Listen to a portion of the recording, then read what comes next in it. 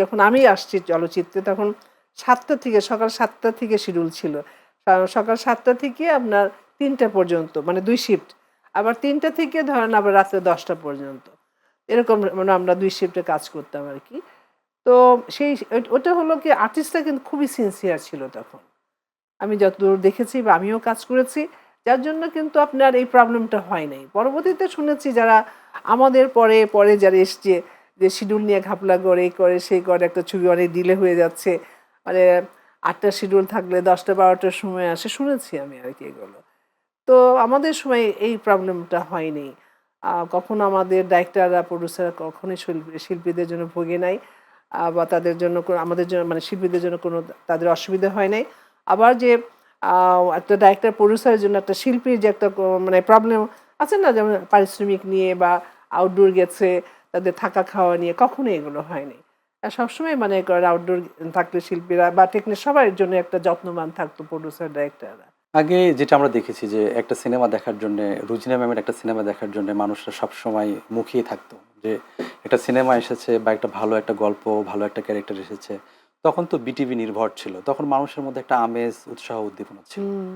তো সেদিক থেকে আমরা আগের সেই সময়টা এবং এখনকার সেই সময়টা আপনি কিভাবে মূল্যায়ন করবেন? না এখন মানে আগে তো মনে করেন শুধু বিটিভি ছিল, তাই না? জি, জি, অবশ্যই জি, জি। আগে আপনার বিটিভিতে আপনার রবিবার দেখতো, তারপর শুক্রবার হলো। তো তখন কিন্তু ওই বন্ধর দিনের জন্য কিন্তু অপেক্ষা করতো বিটিভিতে ছবি দেখা হবে আরকি। আচ্ছা, আচ্ছা। আর এখন কিন্তু ওই ধরনের আগ্রহ নাই। আমি দেখি তো তখন কিন্তু বাড়ির পরিবার সহকারে ওই যারা বাড়িতে আপনার চাকরি করে আরকি আম সার্ভেন্ট বলেন বা চাকরি যারা করে আরকি, এরা কিন্তু সব একদম দুপুরে আগে থেকে কাজকর্ম সেরে-টেরে একদম বসে গেল আরকি।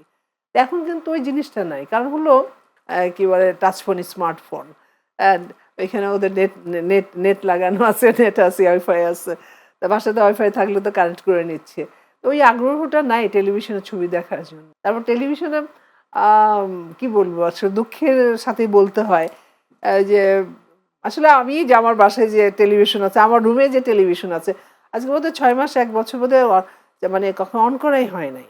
ম্যাম আপনি তো জাতীয় চলচ্চিত্র পুরস্কার পেয়েছেন এবং আজীবন সম্মাননা পেয়েছেন। একটু এই বিষয়ে যদি একটু বলেন। হ্যাঁ, এটা অবশ্যই আমি ১ম জাতীয় চলচ্চিত্র যে পুরস্কার পাই কসাই ছবিতে। তারপর আচ্ছা, আচ্ছা। পাই আমার নিজেরই প্রযোজনা থেকে, জীবনধারা থেকে পাই। তারপর অনেক সংস্থান আমি পেয়েছি, ইন্ডিয়ার পেয়েছি। আমি পাকিস্তানে কিন্তু ছবি করে নিগার অ্যাওয়ার্ড পেয়েছি, যেটা আপনার আমাদের ন্যাশনাল অ্যাওয়ার্ড বলে আরকি। হয়তো আপনারা অনেকেই জানেন না। হামসা হায় জামানা করে কিন্তু আমি ওইটাতে নিগার অ্যাওয়ার্ড পেয়ে, এটা হলো 86 এ পাই আরকি পাকিস্তান থেকে। তো অবশ্যই মনে করেন পুরস্কার পাওয়া তো আসলে পুরস্কৃত হতে পারলে তো অবশ্যই ভালো লাগে। যে মনে হয় যে না আমার কাজের স্বীকৃতি আ মানে ওই সুবাদে পেয়েছি যে হয়তো আমার কাজটা ভালো করেছি, পেয়েছি। কিন্তু তখন হয় কি যে পাওয়ার পরে কিন্তু আরো দায়িত্ব বেড়ে যায়।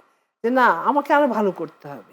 আমার আমি যেন আরো পুরস্কৃত হই, আরো যেন প্রশংসিত হই। আচ্ছা, আসলে আচ্ছা। পুরস্কারের চেয়ে পেতে তো ভালো লাগে যে আমার দর্শক যেন মনে করে না আমি আরো ভালো অভিনয় করছি। হ্যাঁ? তখন খুব ইচ্ছা জাগে যে না আমি আরো এগিয়ে যেতে চাই ভালো অভিনয় করে আরকি। অনেক দায়িত্ব বেড়ে যায়। একজন শিল্পী হিসেবে অনেক বড় একটা সার্থকতা। রোজিনা ম্যাম যে সময় থেকে কাজ শুরু করেন, এখন পর্যন্ত রোজিনা ম্যাম সমানভাবে জনপ্রিয়। দর্শকদের হৃদয়ে এমনভাবে আপনি স্থান দখল করে নিয়েছেন। এত ভালোবাসা, এত অর্জন। একটা শিল্পীর জীবনে এটা কত বড় একটা সার্থকতা। অবশ্যই এটা আমি বলব যে আমি ভাগ্যবতী যে আমি কখনো ভাবতেই পারিনি যে আমার দর্শকরা আমাকে এতটা ভালোবাসবে।